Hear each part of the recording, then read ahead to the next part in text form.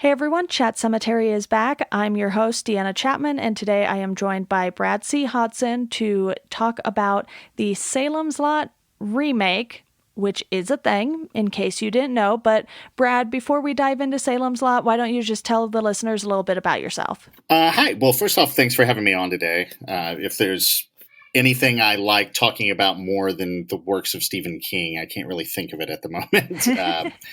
But I'm the administrator for the Horror Writers Association, and I'm also a novelist and screenwriter, mostly horror. And obviously, as anyone working in the genre will say, Stephen King was probably one of my biggest influences. So it's fun to be on here today. Sounds like you might be more qualified for this than I am, actually.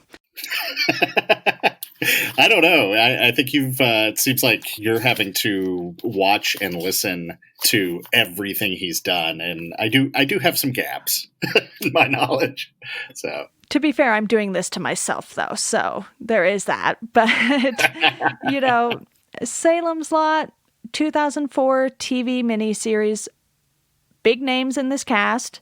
You certainly have people who have been around for a long time in this. You have people who are definitely huge stars like Rob Lowe, who I've come to learn is slightly problematic or very problematic, depending on how you look at it. But that seems to be how Hollywood goes these days. And unfortunately, I do have to watch things with problematic people in them or who have been involved in them for this podcast if I want to pretty much be a completionist, which that's what I do. But Brad, what was it about Salem's Lot that made you want to pick this one to discuss?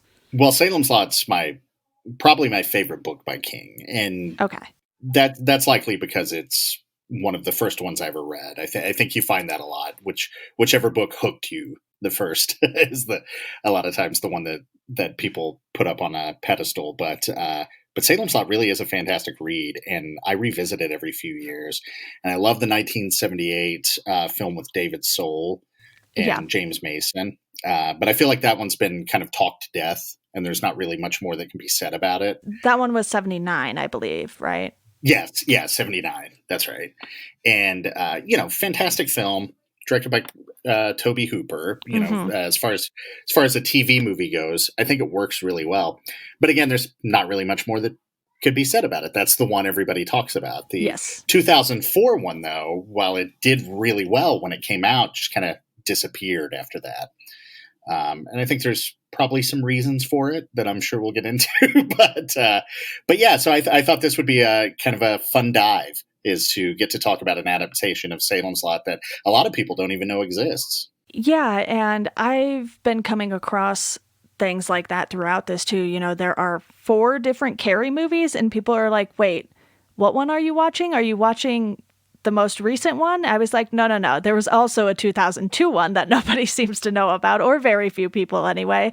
So I certainly know what you mean when you say some people might not even know that some of these things exist unless you're those of us who have done deep dives into Stephen King. Whether or not we've finished everything just yet will, remain to be seen. But I want to dive into the cast. I touched on it a little here, mentioning that Rob Lowe's in it, but you also have Donald Sutherland.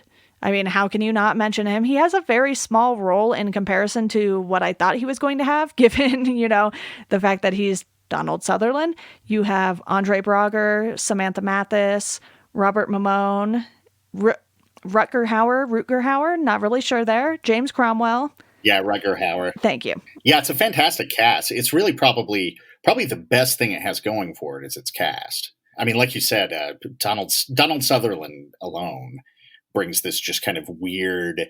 He brings gravitas to the role, but then he plays it like such a lunatic that it's so different from anything you've seen him play before. And I wanted more of it because of that. It was something we hadn't seen from him necessarily. He's sort of more serious in a lot of his roles for the most part, I would say. And you get bits and pieces of his character, but you never really get a ton of him at once like you do with Rob Lowe's Ben Mears, who obviously main character, so you're going to see more of him. But even with Matt Burke. It felt like there was a lot more of Matt Burke in this adaptation than the original.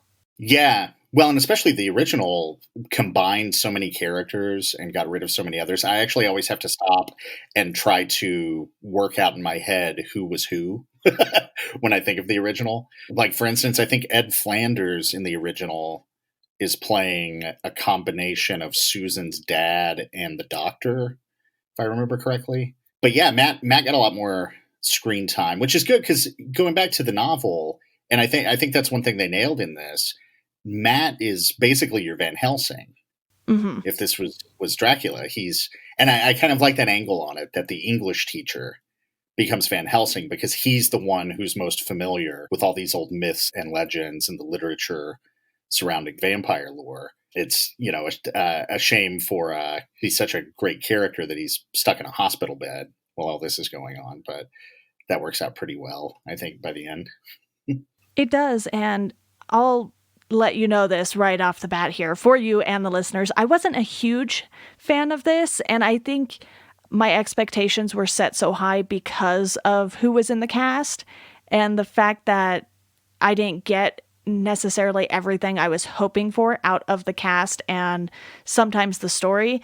It felt like this was disappointing for me, and I don't know if that's because it's always going to be harder with remakes to kind of top that first version that they did. It's like I said, going back to Carrie, there are 4 Carrie movies, but no one will ever be Sissy Spacek in that role again. Right. A part of these too, I feel like, the books for these are so rooted in the 70s. And even though that predated me, reading it, you're able to kind of transport yourself into that time. And a lot of that, I don't think translates as well to the modern day. And so I think those original adaptations maybe just play better because of that. I mean, once you add, say, into Carrie, you add cell phones and social media, or in the Salem's Lot, just the simple act of adding cell phones and the internet, for instance, like it changes it. Plus there's, as much as people want to say, I wish Stephen King would get out of politics and stick to writing. His works have always been political. I mean, Salem's Lot, the novel, is infused with this kind of Nixon era paranoia and distrust of authority and distrust of your neighbors. The government does come up a lot in a lot of his books. I mean, you look at his first one, Carrie, there's a huge government cover-up, It's like he's not shying away from these things in his books. And I think the people who say that about him, and, I'm not a terribly political person. I have my views. I don't yell them at everyone on social media or the podcast or anything like that. But I do think that the people who are saying that to him either only have read his books in passing, and maybe they've read certain ones that don't go as deep into, things about the government, things about politics. But I feel like anyone who's done a deep dive would have to know he's been political his entire life. Yeah, again, even if you disagree with his politics, it's always been there in his work. And I think, like you said, I think it's either just a passing read or even just watching the movies where, for brevity's sake, they have to cut out a lot of that people don't realize it was there. Or it's just that if you're reading a book like Salem's Lot for the first time in 2020 and you aren't familiar with how huge all those moments were politically in the 70s, you might just miss it. You might not even pick up on it. I've probably been guilty of that before, just because, I'm a 90s kid. Don't necessarily know exactly what was going on before that. I know broad strokes. I did take history class. Was not my favorite subject, but yeah, I agree. It's something that can easily be glossed over if it's not what you're looking for out of King's writing. Right. And I'm sure I have too. I mean, it predated me. I was just always, I don't know, that growing up, everybody in my house seemed to be stuck like 10 years behind in everything they were talking about. So I think I probably heard way more about Nixon as a kid than I think most people did. Yeah. So we have a solid cast that kind of disappoints. And so that leads me to want to talk about the story. And like you said, they modernize it, which inherently changes the way certain things happen. And I want to start off by talking about the opening scene real quick, though, because I was trying to call back to the 1979 version, and it has a very different opening scene. The one for this one takes place in Detroit, I believe, is where he finds Father Callahan. And in the original adaptation, I swore they were like down in South America or something. Yeah, it's Mexico, which is a Okay. little closer to the book, but yeah, both are kind of big differences. I knew they were in a different country. I was just like, I don't remember which one. I was like, were they in like Colombia or something? But Mexico. Thank you for reminding me. That's a little strange. I think it plays well in the original, but in the book, there's this idea that Ben and Mark continue hunting the vampires Yeah. and basically try to stay on the run, but that they still, if I'm remembering correctly, I think it all still takes place in Maine near Salem's Lot. And the idea that one of the vampires fled to Mexico just seems kind of strange. That's one of those things where, like, if you think about it at all, you're like, well, did they take a bus? Like, what did they do? Like, Yeah. they get a plane ticket? Have you read the Dark Tower series? I have read all but The Wind Through the Keyhole now. Okay, so when you get Father Callahan's story in Wolves of Kala, Yes. I feel like they were maybe inspired a little bit like by that, where he goes off and he's helping the homeless, and then he ends up, if I remember correctly, in that I think he gets shot and he wakes up in Thunderclap or Kala, one of those things. He wakes up in Roland's world, and Yeah. I kind of felt like maybe they were. I remember when I first watched it when it came on TNT in 2004. That's what I thought they were going to do. It was like, oh, this is going to be a Dark Tower nod, and of course they go in a little bit of a different direction. But it is kind of a weird, jarring opening, especially for it's. It seems like they made a conscious decision to lean into the small town drama, the soap opera ness of the people living in Salem's Lot in this.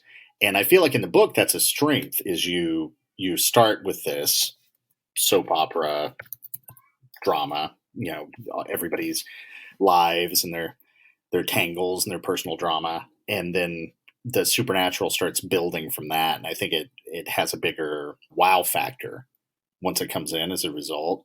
But by starting with this, big chase and fall out a window and all this stuff, I feel like it kind of actually detracted from building the tension, Mm-hmm. which I think was the opposite of what they were going for. I think, start with this, and then people are like, who are these guys? Why do they hate each other, etc.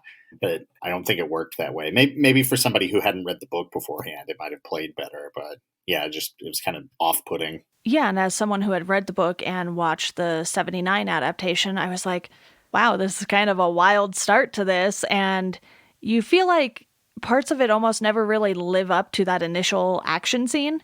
Right. Yeah. It's like they spent a good amount of their budget on that stunt where they both go out the window. Yeah. Yeah. Because there are some things in this that did not look quite as good as I felt like they should have, especially given the difference between 79 and 2004. That's a 25-year difference. So 25 years of new technology that they can apply. And some of it just did not look good, especially when, you had the kid zombie floating around and you're like, no, that's not doing it Yeah. for me. And in 79, it was a little more comical because looking back on it now, I just watched that for the first time last year or towards the end of 2018, I want to say. So I was looking at it through the lens of, okay, I know they're going to use practical effects. I know some of them aren't going to look that great because it was 1979. The technology was very limited.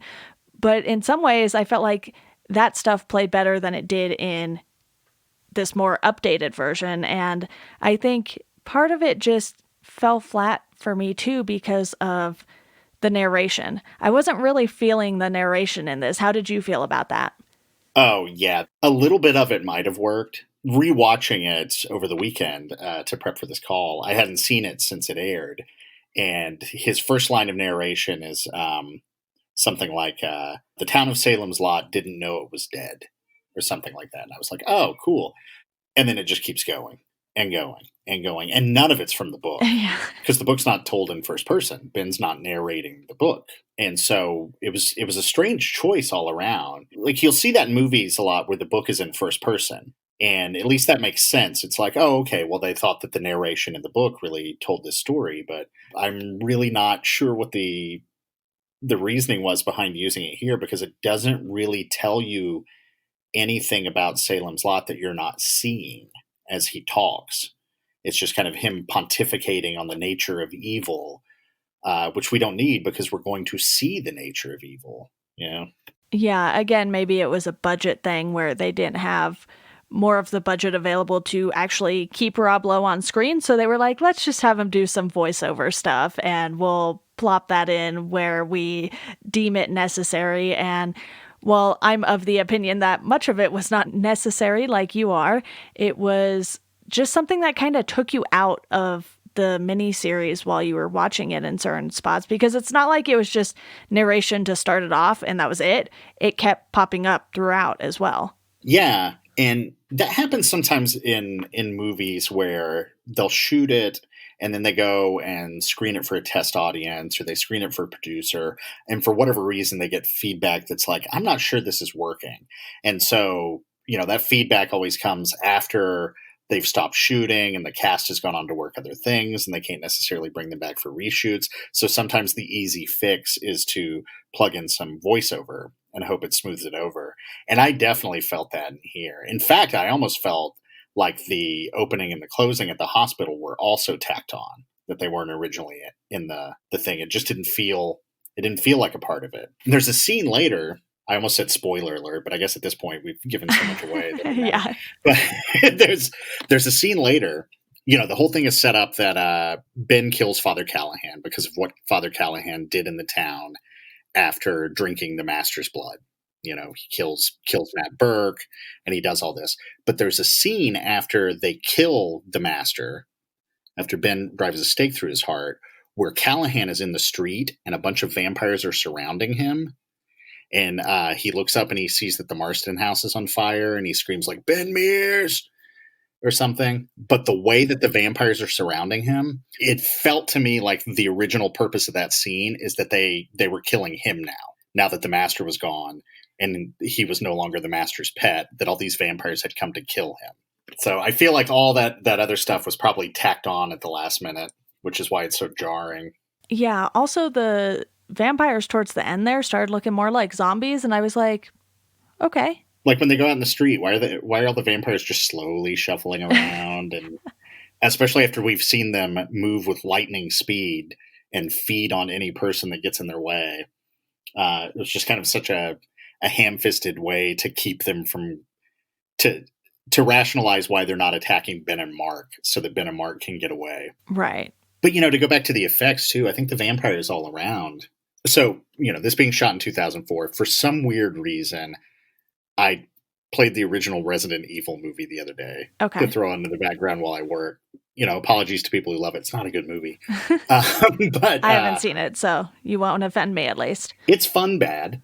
I'll say that. I had a good time watching it. But part of the problem was it was so just dated. Like all the bad tropes that were being used in movies in 2002. But one thing that stuck out to me was how bad the special effects were, because it was in that weird area, we're post Jurassic Park and all this and Terminator 2 where digital effects have started taking off, but they're not quite yet good enough to do all the things that they can do in movies today with them. Right.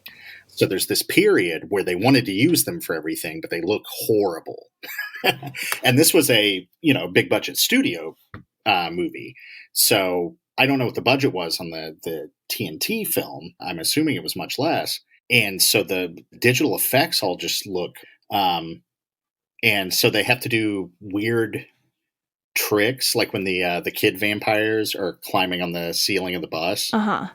And they do that thing where they're like dropping frames and making them move all herky-jerky, which just doesn't hold up. No. That's a very dated effect. But the other thing that happens with that is, not only were the effects in general bad, just because you can do something doesn't mean you should. And when it comes to horror, I think familiarity definitely breeds contempt. The more that you see the vampires, the less scary they are. And because of the limitations of the original, I think that's one of the reasons they work. You get these small moments that they have to build to. Also, like when Matt Burke in the original adaptation hears Mike upstairs after Mike's died, and he comes back, and you just hear like the rocking chairs. He's slowly walking down the hall, and you're starting to get creeped out before he even gets in the room. Yeah. And then he gets in the room, and it's just Mike with his eyes closed, sitting in the rocking chair, and it's such a creepy image. That was entirely born out of the necessity of, hey, we can't really do much effects wise, and so they had to get creative with how they shot it.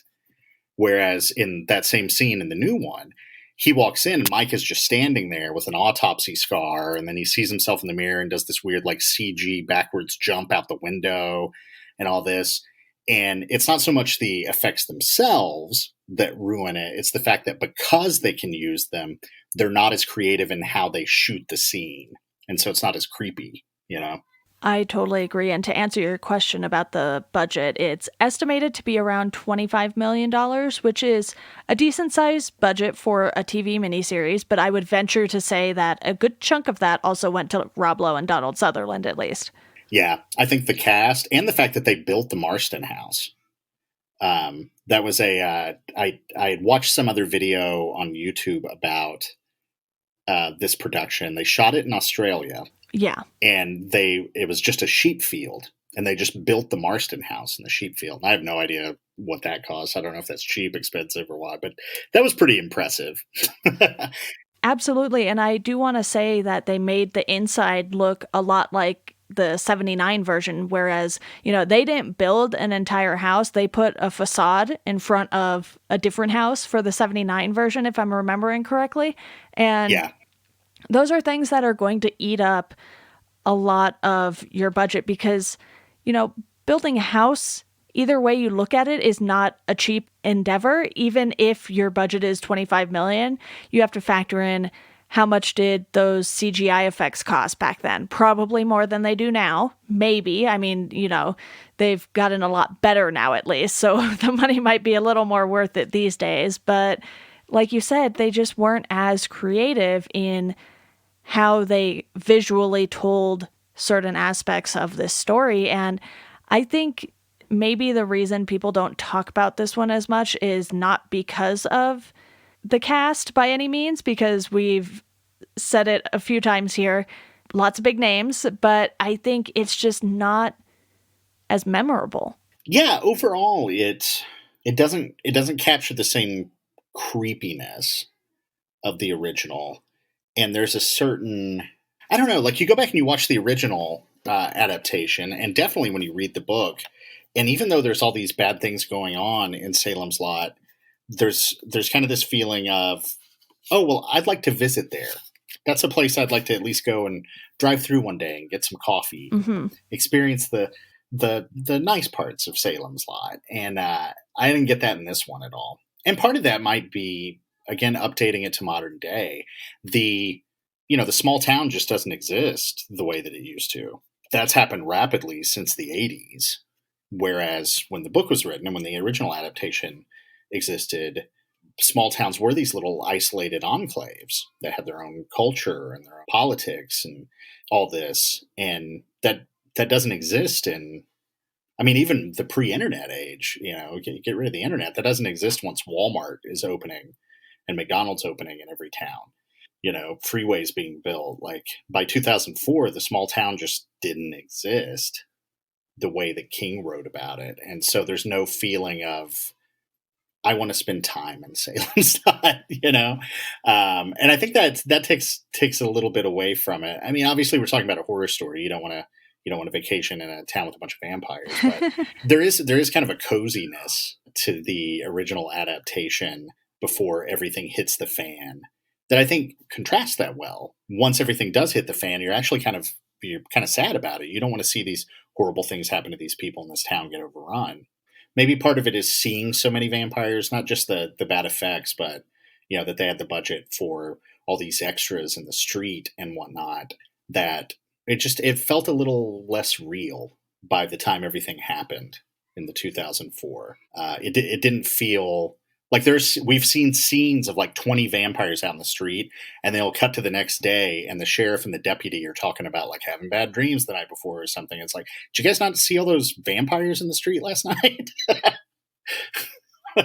I felt like this one also took a lot of turns that we didn't necessarily need and focused too much on things that didn't really have a whole lot to do with the core story of Salem's Lot. Like, you have the doctor who is sleeping with his patient, right? Yeah. And that whole thing just drags on and on and on. And, Ben is finally like, here's the money, go take care of your stupid problem. He doesn't say it that way by any means, but that's what it feels like as the viewer. And yeah, and that doesn't go anywhere. No. And there's probably a lot they could do with it, but it was a weird choice. Again, the way the original combined characters, those are 3 different storylines in the book. In the book, you have the doctor, and then you have Larry Crockett, the real estate guy, is having an affair. And then you have this couple in a trailer park who are too young to have a baby, and they're abusing it. And they're all 3 separate storylines. And meshing them all together, I don't really felt served a purpose. Yeah, and the Larry storyline in this turns into something different because instead the real estate guy has a daughter and who he may be molesting. Like, I thought that was really an odd choice. Yeah, and then you get that whole dump scene at the end where all the not all of the vampires, but a bunch of vampires are there, and he comes and tries to be like, oh, I'll join you, and she's like, no, you won't. And it's just some of the dialogue in this, I was like, this is so unnecessary. And that storyline kind of went nowhere as well. Yeah, there wasn't really much of a point to that. I feel like there were a couple of more with that. They I think were trying to have all the characters. Oh, Eva, who ran the boarding house. Yes. Her and Weasel and their weird little love affair that after he turns into a vampire and then she wants to be a vampire. And I feel like all that actually detracted from the horror. And interesting enough, like, all that has changed from the book. They took the elements that were in the book and kind of remixed them and did their own thing, which is cool. I'm never one to think an adaptation needs to be 100% the book. Same. It's a different medium. You got to do your own thing. I just like it when they make sense. Yeah, exactly. It should make sense, and it should add to what you're doing. And I felt like every time they did that in this, it detracted from it. The one I'm torn on is probably the biggest change is Ben's experience as a kid inside the Marston house. On one hand, it doesn't make a lot of sense logically, because in the book, it's all, the Marston house has already been abandoned for 20 years. Uh-huh. And so when these other kids dare him to go into it, it makes sense. That's the kind of thing that happens in small towns, like go into the local haunted house and bring something back. But in this, having Hubie Marston still alive, all the kids were like, hey, break into that guy's house. That's our dare. It just didn't seem as realistic. On the flip side, they tell such a disturbing story when he gets in there that I think it really sets up a lot of internal trauma for Ben. But again, being torn, in the book, Ben's internal trauma is that his wife died in a car accident where Ben was driving. And they don't touch on that at all in the movie. The sheriff mentions it once when he's doing a background check on Ben, but that's it. And they don't deal with that at all. So I'm kind of torn. I think that worked, at least for this Ben Mears. But I'm not sure that it necessarily worked better than what was in the source material. What do you think of that?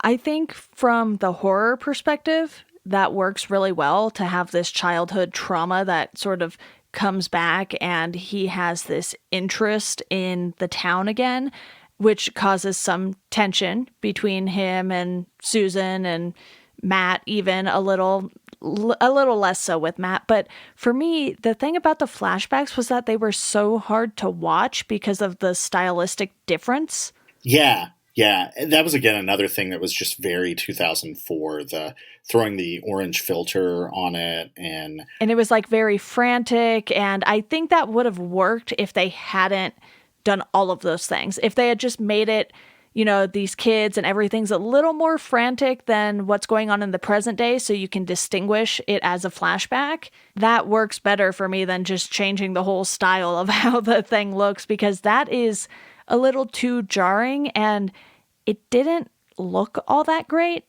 Yeah.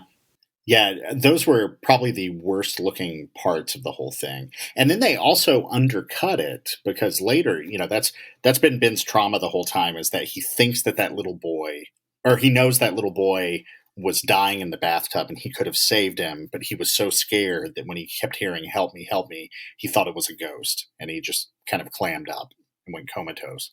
And then Susan, after she's a vampire, is like, Ben, I did some research. There's no way that boy could have still been alive.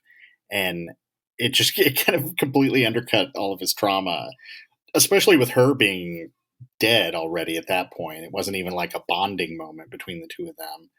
I don't know. There were just some weird choices throughout this whole thing. Yeah. I try to give some constructive criticism with the things I don't like as far as the adaptations and the books go, but I do want to at least touch on some of the things we enjoyed a little more about this adaptation. And the big one for me was Andre Braugher's role as Matt. Yes, he's not in it as much in the original adaptation from what I remember, but I think, like you said, the way they use his character makes sense for the way they've changed this story. Yeah. That probably was the best change.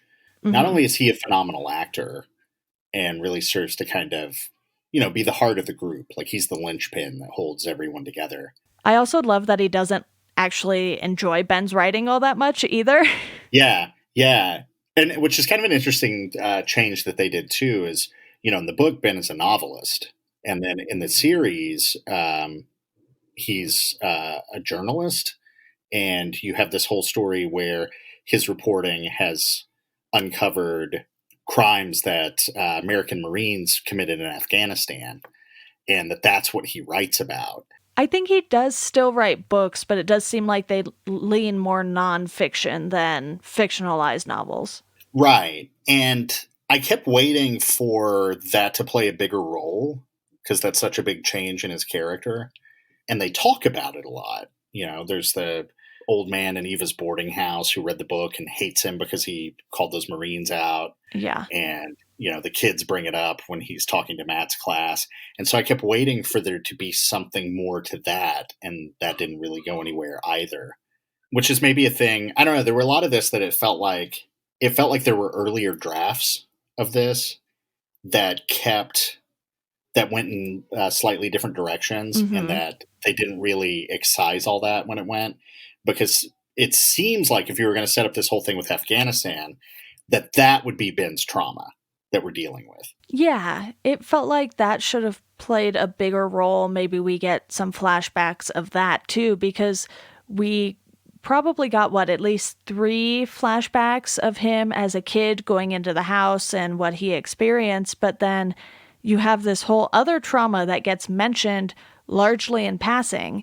And again, I think why I liked Matt's character so much was because we knew everything we needed to know about Matt. He felt like a more well-rounded character. It's like, okay, he's the high school English teacher now, but he was Ben's 8th grade English teacher. So he's moved up, he got sort of that bump from middle school to high school as a teacher, and he takes a while to sort of understand and accept everything that's going on in Salem's Lot, but because he is an English teacher, like you said, he knows all of these stories.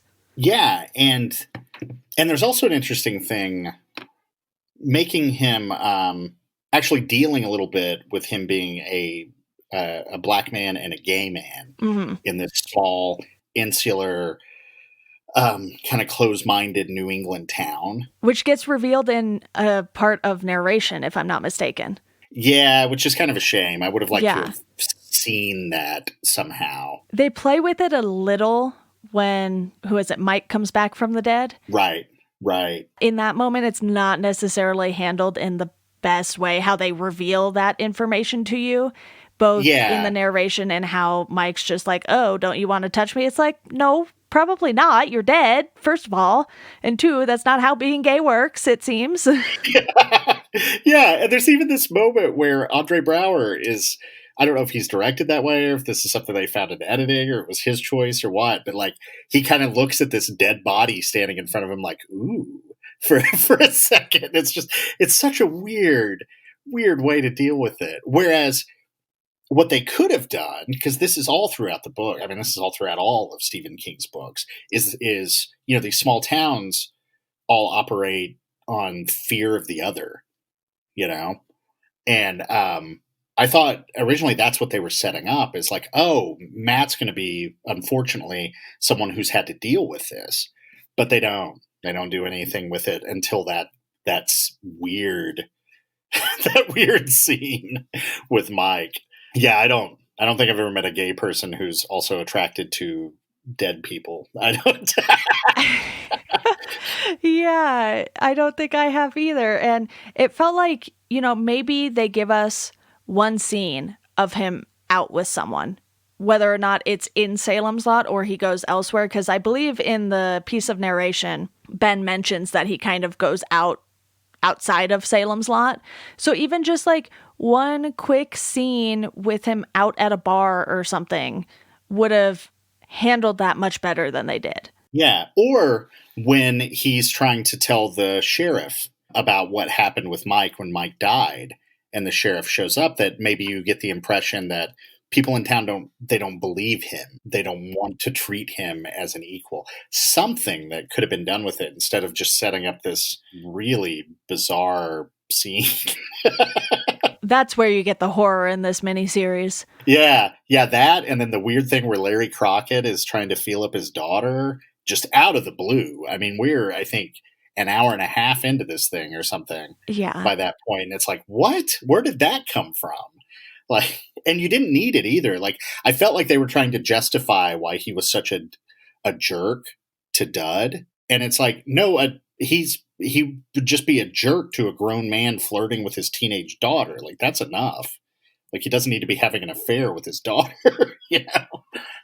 Yeah, it's bizarre, some of the choices they made. But overall, for the most part, I think Matt's character played off fairly well, minus those couple things that they could have done better. But as far as how his character impacted the actual story, that was more important than whether or not he's a gay man, Yeah. It's something that is obviously important to his character and who he is as a person. But for the purpose of the story, it felt like something that was thrown in there and could have been handled better. Which is kind of a lot of this. Yeah. I feel like they had a lot of good ideas that maybe, I don't know, maybe they were rushed in production or something. This feels like an early draft of something that could have been really good. Yeah, I was really disappointed that it wasn't better than I was hoping, because there are other Stephen King adaptations that I've watched that don't necessarily look as good from a production standpoint, but I enjoyed them so much more because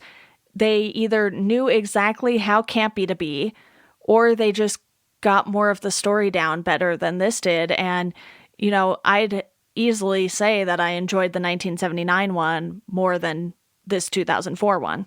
Yeah, and just little anchors into the characters that you get in the original adaptation. Like, for instance, in the original adaptation, I think they do a great job of having Ben and Susan's romance.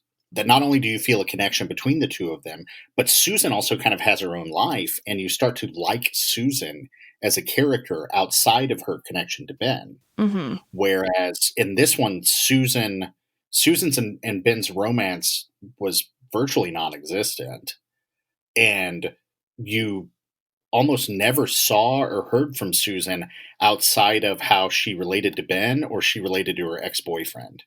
Basically, this fails the Bechdel test, in other words. Yeah, to say the least. Yeah.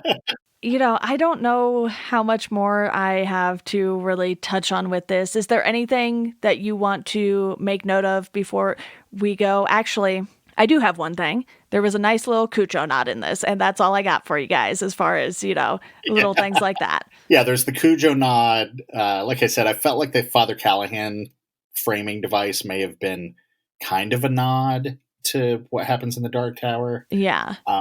Although not much of one.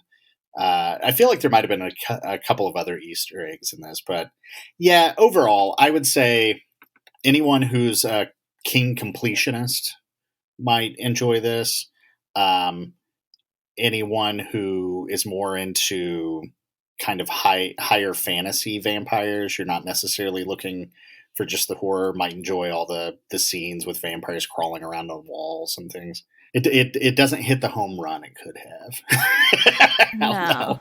I'll say that. Oh, one last thing too is that we didn't really talk about is I actually did enjoy Rutger Hauer. I thought Rutger Hauer as the Master was a lot of fun, but I felt like seeing the Master so much actually took away from him. Yeah, we do see him a lot more in this, and that initial introduction to him is just kind of like, okay, he's here. There's Kurt Barlow, and because of how Donald Sutherland played Straker, it felt like maybe they should have waited and done something along the lines of the original adaptation with the Kurt Barlow reveal. And I read that in Rob Lowe's book, he mentioned that when they had that sort of conversation between the two of them while he's in the coffin, he just started making up stuff and didn't actually know his lines. And I was like, that is wild, but also might explain a lot about this adaptation.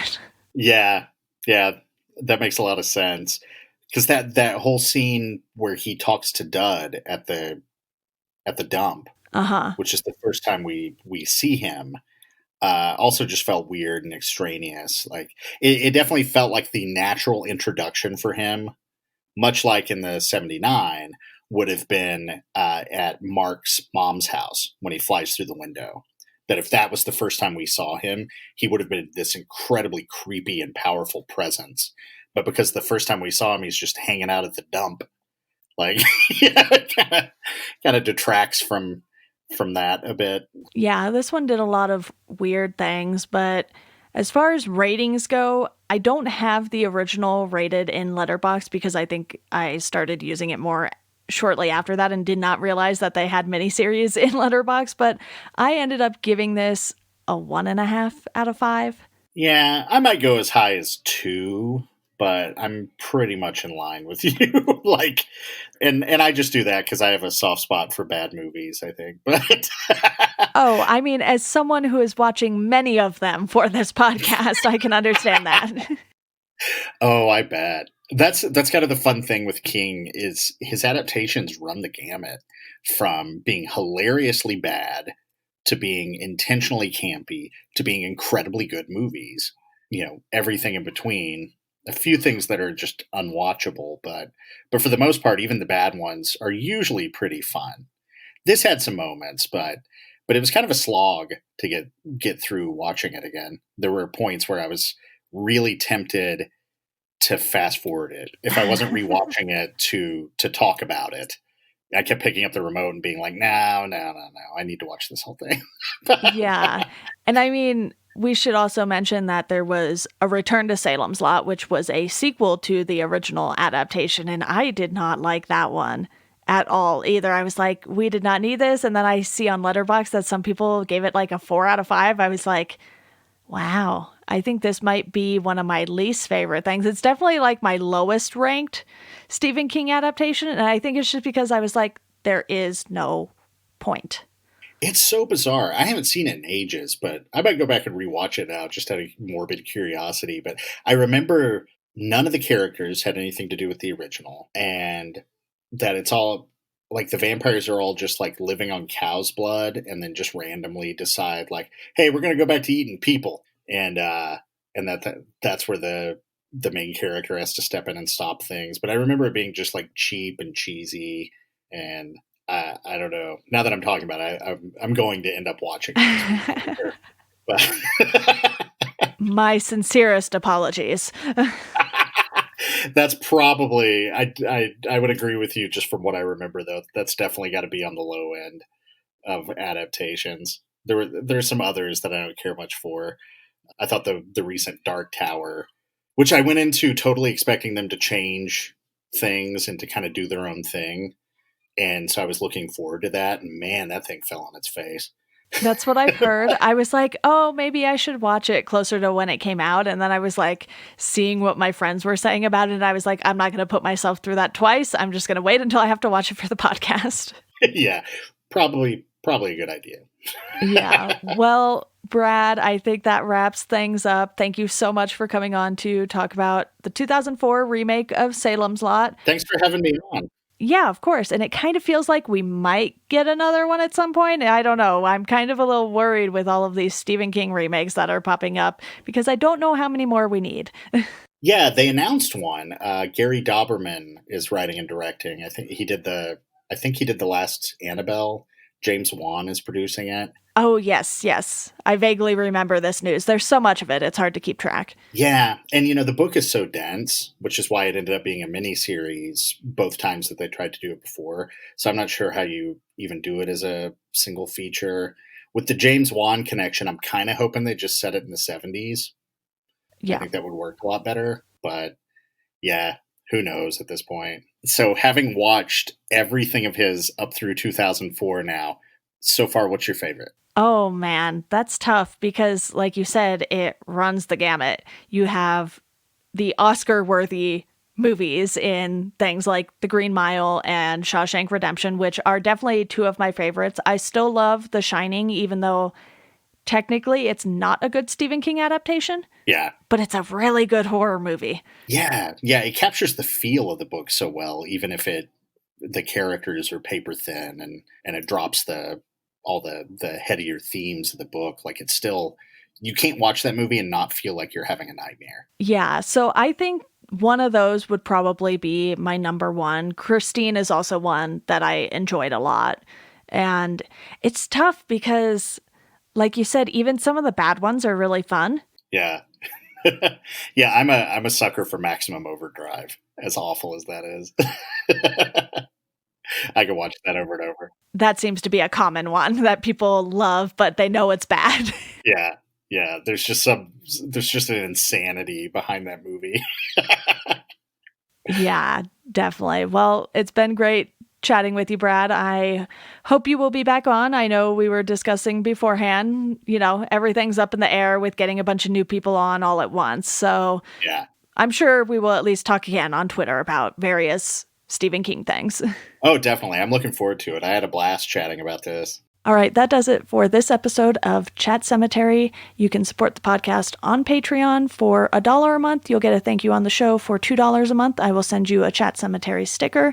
And if you want to follow us on social media, you can do so at Chat Cemetery on Twitter, Instagram, and Facebook. You could also rate and review the show. That's a huge help. And as always, thank you for listening, and we hope you enjoy the rest of your day.